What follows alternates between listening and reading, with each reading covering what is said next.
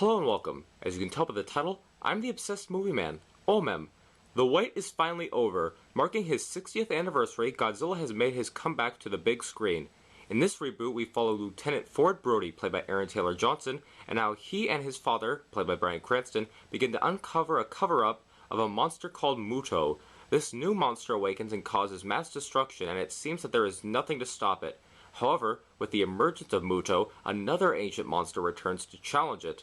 This would be Godzilla, an ancient prehistoric creature that has survived for millions of years. I've said it before and I'll say it again. I'm a huge Godzilla fan. I grew up with the King of the Monsters and have seen pretty much all the movies. The reason why I'm bringing this up is because I'm going to attempt to defend the movie somewhat. There has been criticism that Godzilla is not in the movie that much, nor is there a lot of fighting. The answer, sadly, is yes. There is not a whole lot of fighting in this movie, and Godzilla does not show up until the halfway part of the film. I would be lying if I said I wasn't at all bothered by this, but the more I thought about it, I began to realize that there were other Godzilla films where it took a while for him to show up.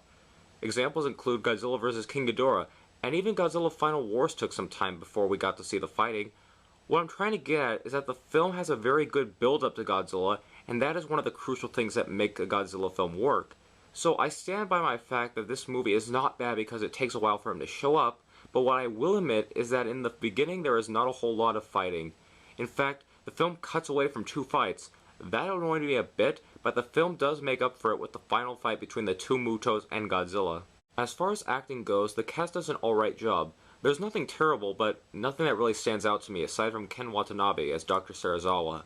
I really liked how this character was a tribute to the original Serizawa in the first Godzilla film, but he wasn't a carbon copy. He's still an obsessed scientist, but he's not dabbling with oxygen this time. He is a biologist.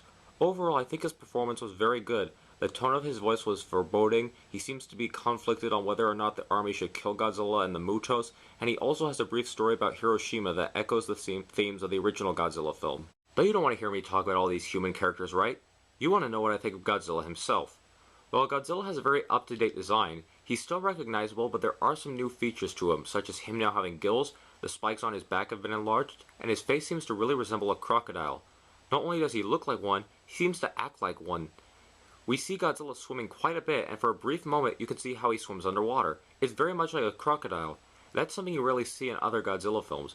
The effects that brought Godzilla and Muto to life are extremely well done, making it feel like Godzilla is really there on screen. Though Muto does oddly enough look like a cross between the Cloverfield monster and Gauss from the Gamera series. It's not just the monsters. All of the effects are well done. Of the city, the army, everything looks great. The film seems so gigantic. I should add though, if you are walking into this film expecting to see Godzilla be the villain and tear the city apart while also fighting other monsters, you are probably going to be disappointed. Godzilla in this film is more played as an anti-hero rather than a villain. I found that the trailers really manipulated people into thinking we were going to get a Godzilla versus the army kind of film, when in reality it's more about Muto and the army battling it. That's really the only negative thing I can say about the film. There are a few Easter eggs that Godzilla fans will spot throughout the film. I won't say what they are, but I will say that fans should keep their eyes open. Godzilla is a very fun film to watch.